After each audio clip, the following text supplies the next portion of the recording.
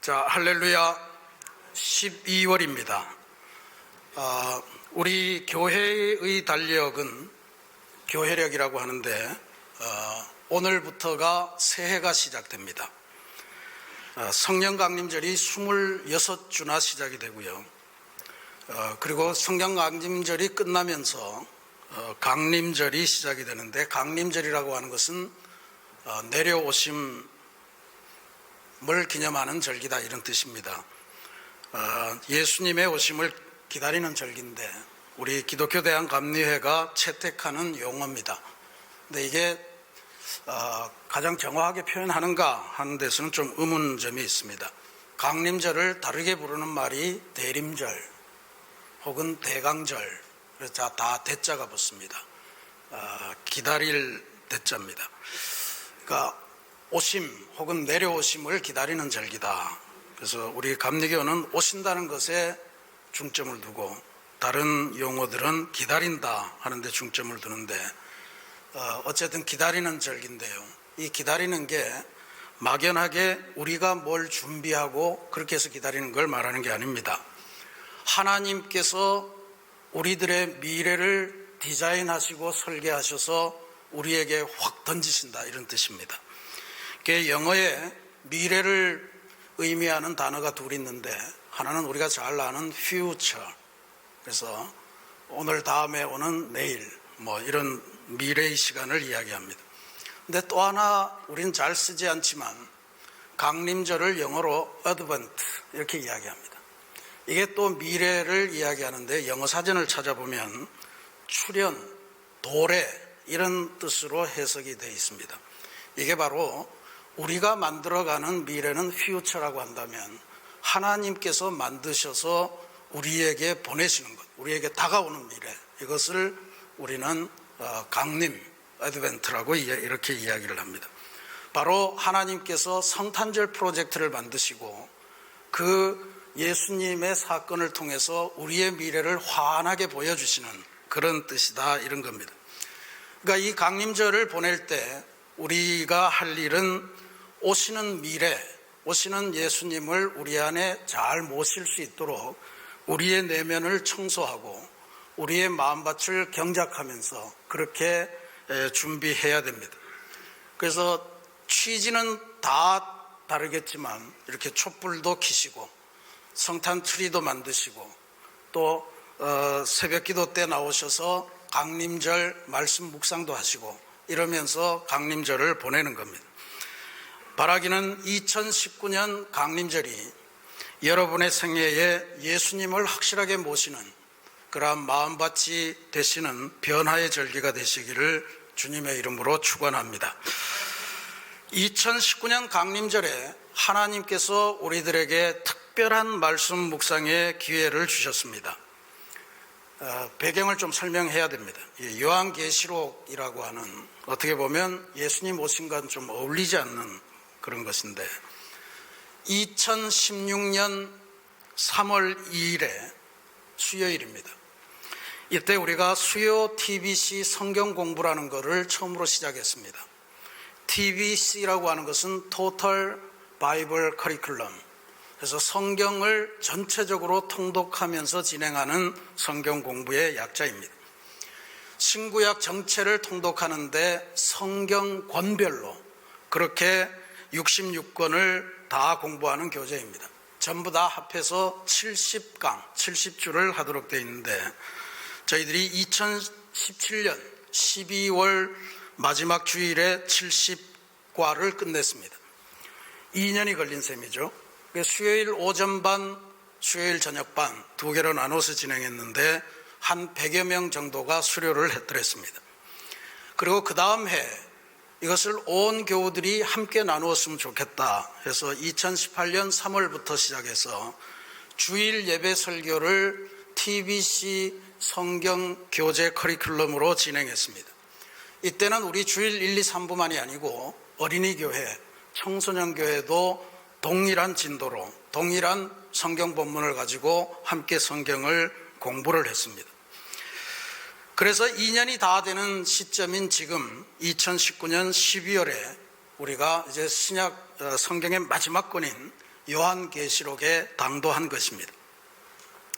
강림절을 시작하면서 요한계시록을 읽도록 하나님께서 인도하셨다. 저는 그렇게 확신하고 고백합니다. TBC 성경 공부 교재에 따르면 요한계시록이 중요하기 때문에 세 회가에 걸쳐서 그렇게 공부하도록 구성되어 있습니다.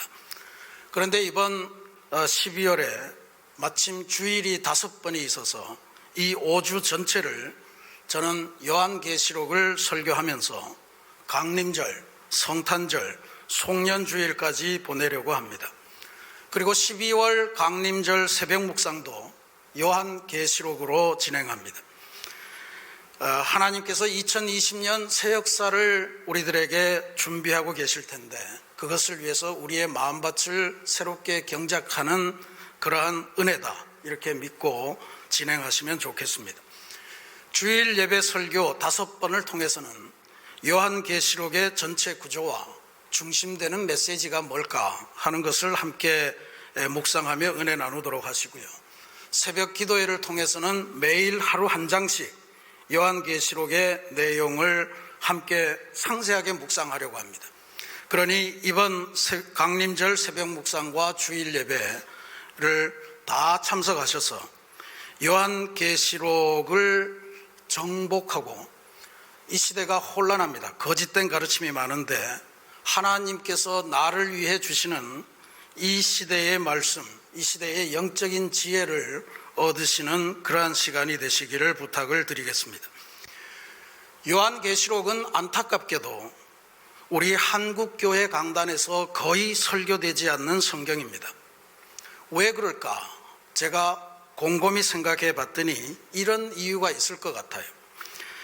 지금까지 한국교회의 역사에서 등장한 대부분의 이단은 다 요한계시록에 나오는 용어들, 상징들, 이런 것들을 이용해서 그들의 교주가 성서적인 인물이다, 예수님의 뒤를 이었다, 혹은 새로 태어난 예수다, 이렇게 주장하는 근거로 사용을 했습니다. 지금 가장 문제되는 신천지라고 하는 집단이 있는데 이 집단은 아예 요한계시록에 나오는 새하늘 새 땅, 그것을 자기네 종파의 이름으로 삼았습니다. 그 새하늘 새 땅이 이 땅에 이루어지는데 그게 바로 자기네 신천지 증거장막 성전이라, 신천지 교회라 그렇게 주장을 하고 있는 상황입니다. 우습게 볼 일이 아닙니다. 어마어마하게 많은 사람들이, 특별히 젊은 사람들이 신천지에 빠져들고 있고 우리 주변에도 수많은 가정과 교우들이 그 피해를 직접 당하고 있습니다. 신천지 측은 이렇게 주장합니다. 요한계시록이라고 하는 것은 누구도 이해하지 못하도록 단단하게 밀봉된 책인데 그것이 어느 시점인가 하나님께서 선택하시고 예수의 영이 임한 목자, 그 사람이 오면 그게 봉인이 다 풀려서 해석을 할 수 있게 된다. 그게 누구냐? 바로 신천지의 교주 이만희 씨다, 이렇게 주장을 하는 거예요. 그러니까 하나님이 신천지 교주 이만희에게 요한계시록 해석 독점권을 부여했다, 이렇게 주장을 하고 있는 겁니다. 그런데 신천지만이 아니, 신천지는 오히려 최근에 일어난 거니까. 그런데 신천지가 출생한 그 배경, 그 구석구석을 쭉 쫓아가 보면 우리나라 이단의 총본산이라고 할 수 있는 한 사람이 나옵니다. 박태선이라고 하는 장로입니다. 이 박태선이라고 하는 분, 한때 감리교 장로였다고 그러는데 이 사람이 천부교 혹은 우리에게는 전도관이라고 하는 걸로 더 잘 알려져 있습니다. 아마 여기 많은 분들이 어린 시절에 전도관에서 하는 프로그램에 따라다녔을 거예요. 노래도 부르면서. 근데 이 박태선 장로는 요한계시록을 읽다가 요한계시록 11장에 나오는 두 감람나무, 그 중에 하나가 자기다, 이렇게 계시를 받았다 그럽니다. 그리고 그때부터 동방의 감람나무 박태선 장로, 그렇게 해서 신앙촌을 만들고 아주 그렇게 했습니다. 또 우리에게 수많은 여대생들을 농락하고 그러고 도망 다니다가 체포돼서 지금은 구금되어 있는 정명석이라는 사람이 있습니다. 이 사람은 자신의 영어 이름 이니셜 정명석 JMS, 이것이 Jesus Morning Star 이렇게 주장하면서 요한계시록 22장에 나오는 광명한 새벽별이 바로 자기 자신을 가리키는 것이라 이렇게 주장을 하고 교인들을 현혹시켰습니다. 그 외에 계시록에 등장하는 두 증인, 이긴 자 뭐 이런 말들을 전부 다 자신들의 교주 혹은 교주인 자기 자신을 수식하는 그러한 용어로 사용하게 됐습니다. 상황이 이러하니 요한계시록을 잘못 읽다가는 뭔가 큰 사단이 날지도 모른다, 이단에 빠질 수 있다, 혹은 이단으로 변질될 수 있다. 그래서 목회자들도 설교하기를 꺼려하고 성도들에게 읽히지도 않고 성도들도 읽기를 기피하고 그거 뭐 골치 아픈 일이야, 뭐 온통 뭐 해석하기도 어려워, 이렇게 해서 기피하는 성경이 되었습니다. 또 해석을 들으면 내가 들은 해석과 달라. 여러분들도 오늘 제가 하는 해석을 들고 그거 내가 익히 알던가 하고 다른 건데 뭐 이렇게 주장하면서 저를 또 뭐라고 할지 모르겠어요. 근데 그렇지 않아요. 그렇지 않아요. 그래서 요한계시록이 성경 통째로 연구되기보다는 오히려 왜곡돼서 사용되는데 어떻게 사용되느냐, 은혜로운 구절을 중심으로 해서만 설교가 됩니다. 예를 들면 죽도록 충성하라, 그리하면 생명의 면류관을 내게 주리라. 무슨 맥락에서 나오는지도 모르고 이 구절이 그냥 좋아 보이니까, 생명의 면류관을 준다니까 그냥 이 구절이 좋아서 그 구절만 하나 가지고 설교를 합니다. 또 처음 사랑을 회복해라, 뭐 이런 것들도 그런 거죠. 그 다음에 상황에 따라서 요한계시록을 이용하는 경우도 많습니다.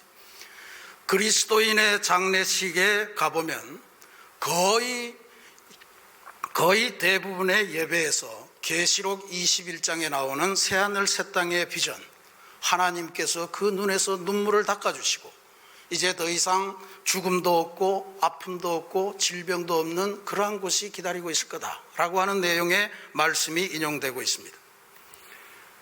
이렇게 편파적으로 이용되는 것, 이래서는 안 된다는 것이 오늘 제가 말씀드리고자 하는 바입니다. 그래서 오늘부터 우리 새신교회는 12월 한 달 동안 요한계시록과 더불어 생활하고, 요한계시록과 더불어 기도하고, 요한계시록과 더불어 묵상하고, 요한계시록과 더불어 속회별로 모이고, 요한계시록과 더불어 친교하고, 요한계시록과 더불어 잠꼬대까지 하는 그런 상황에 이를 수 있기를 바랍니다. 오늘은 첫 번째 시간이어서 요한계시록이 어떤 책인가, 어떻게 읽어야 되겠는가 하는 것에 대한 말씀을 드리고자 합니다. 요한계시록을 읽을 때 몇 가지 염두에 두실 일이 있습니다. 최고로 중요한 일은요, 요한계시록은 비밀문서가 아니고 편지라고 하는 사실을 꼭 기억하셔야 됩니다. 오늘 11절 말씀에 나오죠. 하늘에서 들려온 음성이 네가 본 것을 소아시아에 있는 7교회에게 두루마리에 써서 전달해라. 편지입니다. 편지.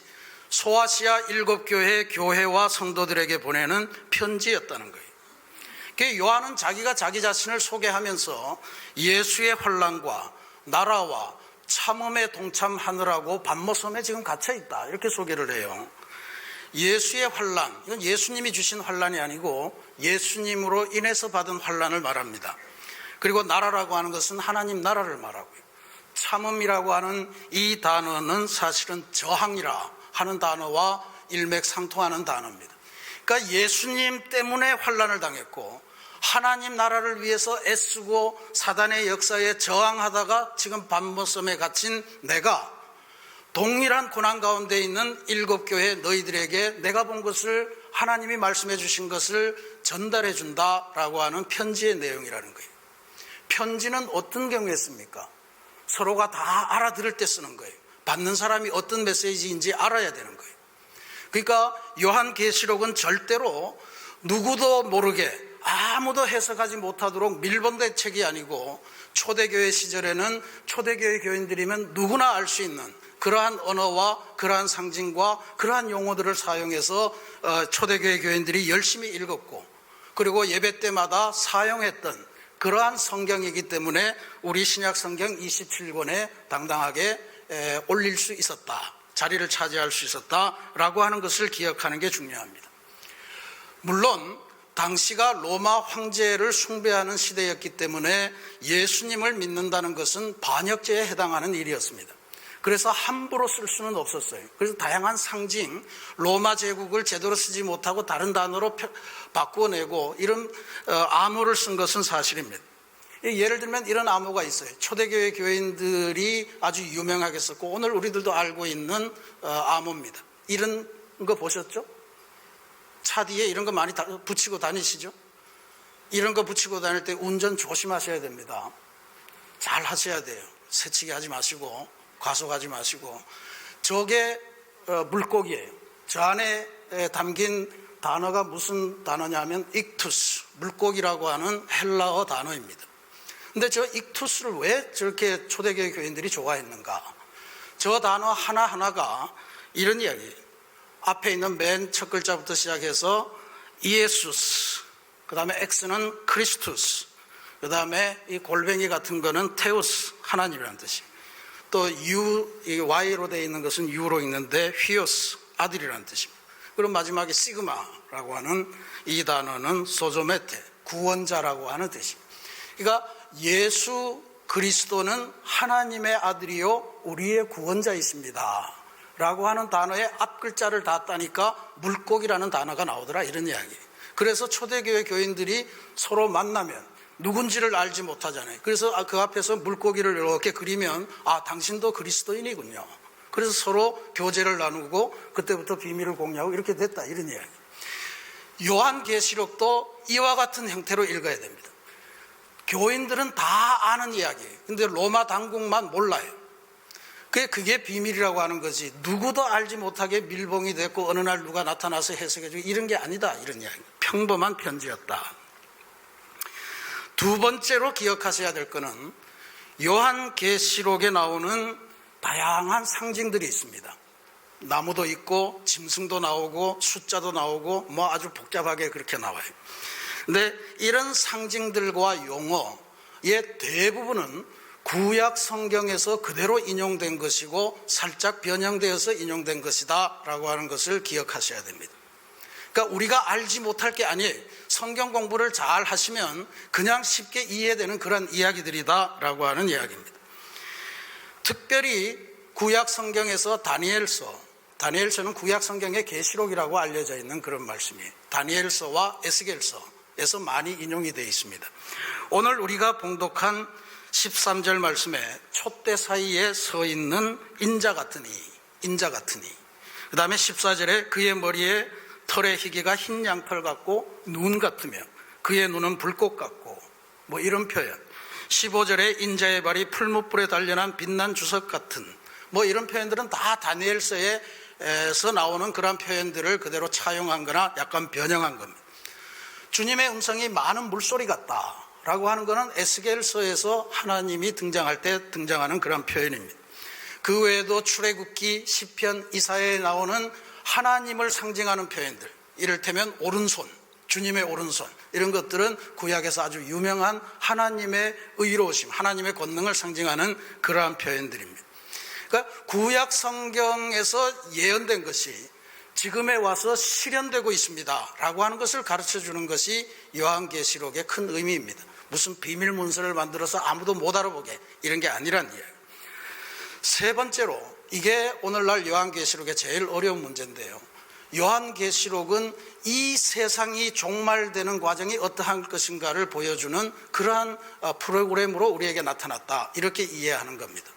그래서 지구가 어떻게 멸망할까? 지진이 막 나고 쓰나미가 오고 이러면 이게 지구의 종말이 다가온 건가? 이렇게 해석하는데 요한계시록은 그런 거에 관한 책이 아닙니다. 얼핏 보면 그렇게 볼 수도 있습니다. 7교회가 나오고 책망하고 칭찬하고 그 다음 4장부터는 전부 다 재앙들이 끝나는데 천년왕국이 나오고 천년왕국에서 사단이 억압됐다가 풀려나면서 새하늘 새 땅으로 완벽하게 그리스도의 승리가 나온다, 뭐 이렇게 돼서 이게 시간적으로 쭉 가는 거구나 이렇게 생각할 수 있는데 그렇게 보시는 것이 요한계시록의 문제입니다. 근데 이 시간적으로 보는 것을 강조하는 사람들이 주목하는 구절이 바로 19절 말씀이에요. 19절 말씀에 그러므로 내가 본 것과 지금 있는 일과 장차 될 일을 기록하라. 그러니까 내가 본 것이라고 하는 것은 이미 봤으니까 과거, 지금 있는 일은 현재, 그리고 장차 될 일은 미래. 그러니까 이게 이렇게 가는구나, 이렇게 생각을 할 수가 있어요. 근데 많은 신약학자들이 이 구절이야말로 한국 성경이, 한국어 번역이 대표적으로 잘못 번역한 그러한 부분의 하나다, 이렇게 주장을 합니다. 이렇게 번역해야 맞다는 거예요. 뭐 접속사 이런 거를 잘 사용하면 이런 이야기입니다. 그러므로 내가 본 것, 컴마하고요, 내가 본 것, 즉 지금 있는 일과 장차 될 일을 기록하라. 그러니까 요한이 하나님을 통해서 환상을 본 게 있는데 뭘 봤냐 하면 지금 있는 일과 장차 될 일을 봤다는 이런 이야기. 지금 있는 일이 뭐냐? 소아시아의 7교회, 초대교회 성도들이 당하고 있는 그 현실을 보여주신 거예요. 그게 책망할 일도 있고 칭찬할 일도 있고 이런 거예요. 그 열심히 싸우고 있는 와중에 있고, 어떤 경우는 배교하려고 막 흔들흔들하고 이런 경우인데, 이 지금 소아시아 7교회의 운명이 어떻게 될 거냐, 장차 될 일을 보여준 거예요. 이 싸움이 어떻게 결말이 날 거냐 하는 것을 기록하라, 보여줬다, 이런 말씀을 하고 있는 겁니다. 그러니까 요한계시록이 지구가 어떻게 멸망할까, 이 역사의 종말이 어떻게 올까, 이런 것에 대한 말씀으로 읽으면 안 되고, 오히려 지금 고난당하고 있는 소아시아의 7교회, 이 7교회는 단순히 그 7교회만을 말하는 게 아니에요. 7교회는 7이라고 하는 것은 대표적인 숫자예요. 전체 교회들이 당하고 있는 고난의 세월, 이 한복판에서 견디고 있는 이 교회의 운명이 어떻게 될 것이냐. 결국은 하나님의 어린 양, 하나님의 어린 양이 모든 사단들을 제압하고 궁극적으로 승리하게 되니까 배교하지 말고 끝까지 주님의 손을 붙들고 승리하라, 전진하라, 배신하지 말라 하는 메시지를 주는 것이 요한계시록의 말씀이랍니다. 이 세 가지를 먼저 전제하고 보셔야 됩니다. 그러면 이제 우리가 읽을 요한계시록이 어떤 내용인가, 물론 앞으로 상세하게 보겠습니다만 첫 시간이니 계시록의 구조, 목적에 초점을 두고 한번 보겠습니다. 이렇게 구성이 되어 있습니다. 서론이 있고 소아시아 7교회에 주시는, 우리가 잘 아는 말씀입니다. 요한계시록 여기까지만 읽죠. 또 중간에 퍽 띄어서 나중에 21장 가서 새하늘 새 땅을 보고 보통 그럽니다. 근데 실제로 소아시아 7교회에 보내는 말씀이 있고, 중간에 보면 아주 복잡하게 보이는 환상들이 나타납니다. 7인의 환상, 7인이라고 하는 도장인자예요. 7도장의 환상, 그 다음에 7나팔의 환상, 7대접의 환상, 그리고 최후의 심판과 천년왕국, 그리고 그 한복판에 사단과 싸우고 있는 교회의 모습, 용, 음녀 뭐 이런 것들이 막 등장해서 막 잡아먹고 막 그래요. 그리고 나서 21장에 가면 새하늘 새 땅, 새 예루살렘의 장중한 그러한 광경이 눈앞에 펼쳐지는 것처럼 보이고 22장 6절부터 결론에 도달합니다. 이렇게 보면 실제로 요한계시록이 뭔가 종말을 다루고 있구나, 이런 걸로 보실 수가 있어요. 근데 이것을 구조화시켜서 보면 조금 다른 현상이 나타납니다. 구조화시켜서 보면 요한계시록은 서론하고 결론이 앞뒤를 싸고 있어요. 여러분 댁에 가셔서 어차피 읽으셔야 되는데 서론, 결론을 비교해 보시면 거의 비슷한 구조로 되어 있습니다. 그러니까 똑같은 말의 반복이에요. 그 다음에 서론 뒤, 결론 앞에가 중요하게 뭐가 있냐면 교회라고 하는 것이 나타납니다. 그래서 소아시아 7교회, 이 땅에 있는 교회가 나타나고요. 그 다음에 결론 앞부분에는 하늘에서 이루어질 영원한 교회, 아름다운 교회, 천상에서의 예배가 나타납니다. 그리고 중간에가 이제 소위 말 많은 재앙과 환난과 상징과 이런 건데, 그 맨 한복판에 12장에서 14장까지가 뭐냐 하면 사단의 역사, 용이 지배하고 두 짐승이 나타나고 여인이 나타나서 잡아먹고 싸우고 하는 이 광경이 나타나요. 그리고 그 앞뒤로 7 뭐 이런 것들이 나타나 있습니다. 이렇게 구조화시켜서 보면 요한계시록의 의미를 우리가 보다 분명히 알 수가 있습니다. 하나하나 상세하게 보겠습니다. 첫 번째, 요한계시록의 서론과 결론을 빼면 바로 교회입니다. 요한계시록 전체를 감싸고 있는 것은 교회예요. 이 땅의 불완전한 교회로부터 시작해서 하늘에 있는 완벽한 교회, 하늘에 있는 완전한 교회라고 하는 것이 요한계시록의 핵심적인 그러한 구조입니다. 그러니까 요한계시록은 교회, 일곱 교회에 주신 말씀이다. 교회에 주신 말씀이에요. 오늘 우리에게 주시는 말씀이에요. 그리고 그 안에 보면 일곱, 그 다음에 맨 한복판에 그 사단과 싸우는 모습이 나타나죠. 그러니까 이 세상에 있는 불완전한 교회를 하나님이 이 불꽃 같은 눈으로 보시면서 이 교회를 끌고 하늘의 완전한 교회로 가시겠다라고 하는 그 구조가 느껴지는 거예요. 그래서 교회라고 하는 것은 이 땅에서 불완전하고 때로는 세상으로부터 욕도 먹고 뭐 요즘 뭐 구설이 많잖아요. 그래서 이런저런 비난도 받고 하는데 그래도 하나님께서 이 교회를 붙드시고 하나님의 연단을 거쳐서 하늘나라에 있는 완전한 교회로 이끌고 가시겠다라고 하는 메시지를 우리에게 주시는 것입니다. 그래서 소아시아 7교회라고 하는 대상, 그 7이라고 하는 숫자를 통해서 이 땅에 존재하는 모든 교회들을 향한 하나님의 말씀이라고 읽으시면 됩니다. 특별히 위기에 처한 지금의 한국교회는 이 요한계시록의 말씀을 열심히 읽어야 됩니다. 열심히 읽고 하나님께서 우리를 어떻게 이끌고 가시는가, 우리 앞에 어떤 싸움이 있을 것인가 하는 것들을 상세하게 보면서 하나님의 뜻대로 가는 그러한 결단이 있어야 할 줄로 믿습니다. 두 번째로 중요한 것은 요한계시록의 내용에서 중심인 12장부터 14장까지는 교회 성도들이 사단과 싸우는 싸움의 이야기입니다. 이게 가장 중심에 있다는 것은 이게 또한 요한계시록의 중요한 메시지라는 것을 이야기해요. 우리 그리스도인들은 우리가 살아가는 삶의 현실, 신앙생활을 영적 투쟁이라, 영적 싸움이라 이런 단어로 표현합니다.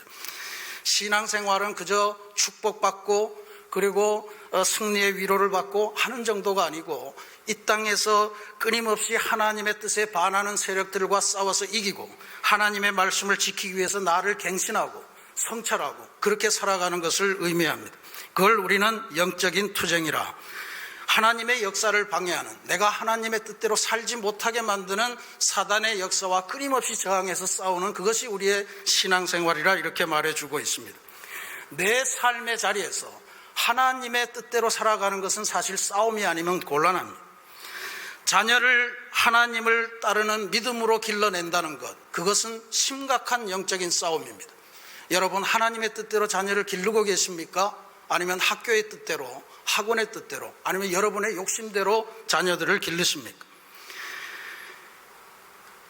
내 삶의 길을 하나님의 뜻대로 꾸준하게 걸어가는 것도 아주 귀한 영적인 투쟁인 줄로 믿습니다.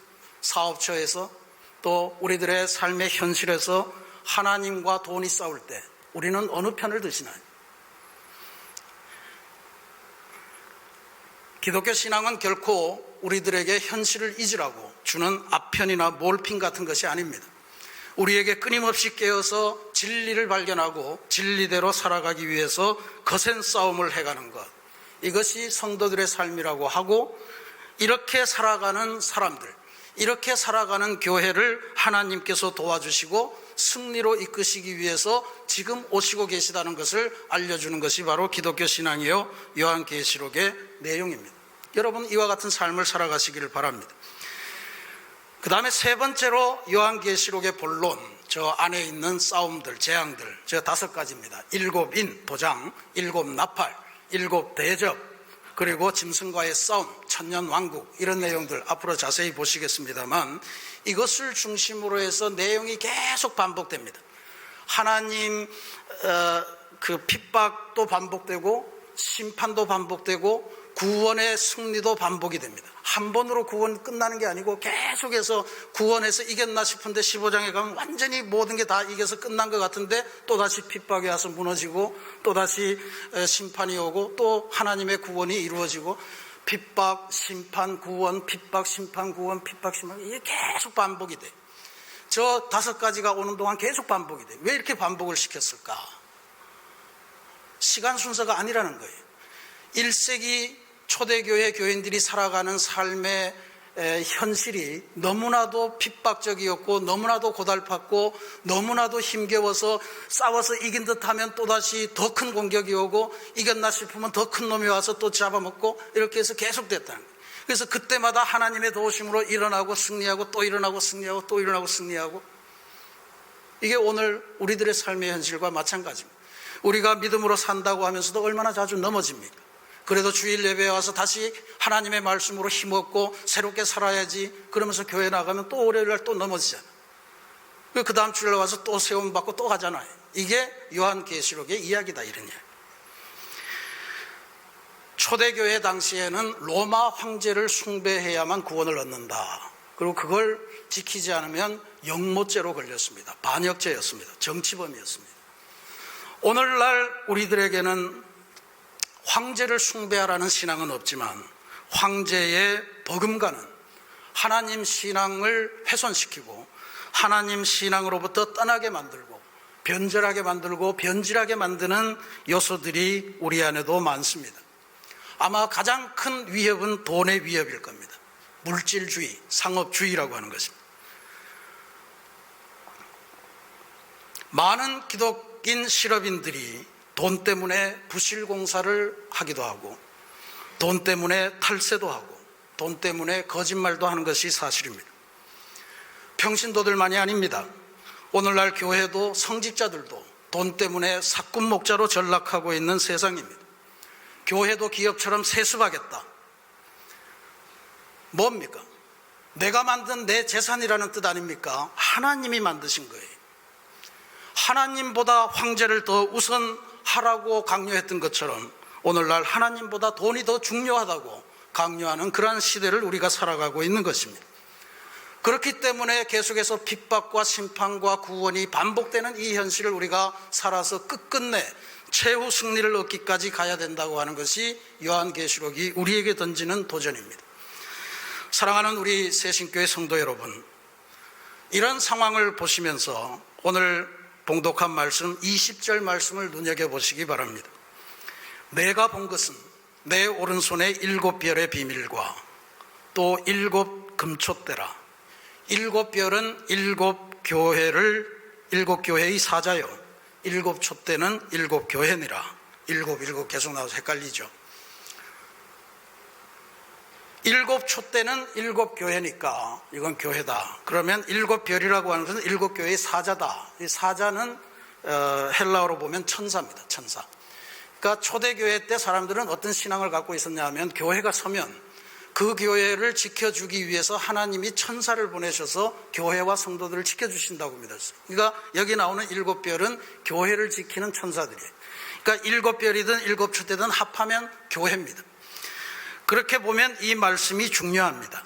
내가 본 것은 내 오른손에 7별의 비밀 또 7 금촛대라. 주님이 하신 말씀이에요. 내 오른손에 7별, 내 오른손에 7 금촛대. 주님의 오른손이 바로 지금 우리의 교회를 붙들고 계시다는 그런 말씀입니다. 고난 중에 있고 책망받을 것이 많고 그럼에도 불구하고 하나님의 교회는 주님의 손에 붙들려 있는 7별의 비밀이라.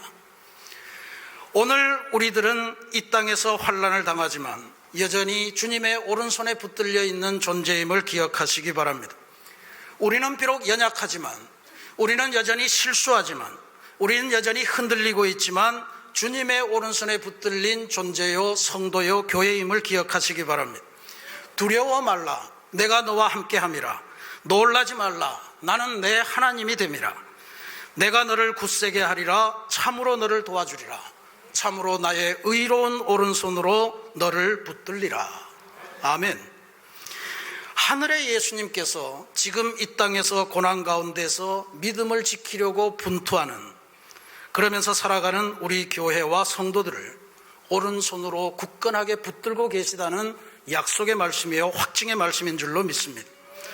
이것은, 이 의미는, 오른손으로 붙들고 계시다는 것은 하나님께서는 결코 이 세계와 교회를 사단의 손안에 넘겨주지 않으시겠다는 하나님의 보호의 선언인 줄로 믿습니다. 여전히 불완전하고 여전히 의심이 많고 여전히 흔들리는 믿음을 가지고 있지만 그래도 하나님을 향한 믿음을 포기하지 마시기 바랍니다. 하나님을 향해서 눈을 들고 있으면 하나님께서는 여전히 우리들을 의로운 오른손으로 붙드시고 부족한 우리들을 세우셔서 완전한 새 예루살렘으로 만들어 가시겠다는 그 계획을 갖고 계심을 확신하시기 바랍니다. 그러니 오늘도 내일도 믿음을 잃지 마시고 배신하지 마시고 끝까지 싸워서 하나님의 승리를 얻어내시는 복된 성도들이 되시기를 주님의 이름으로 축원합니다. 같이 기도하겠습니다.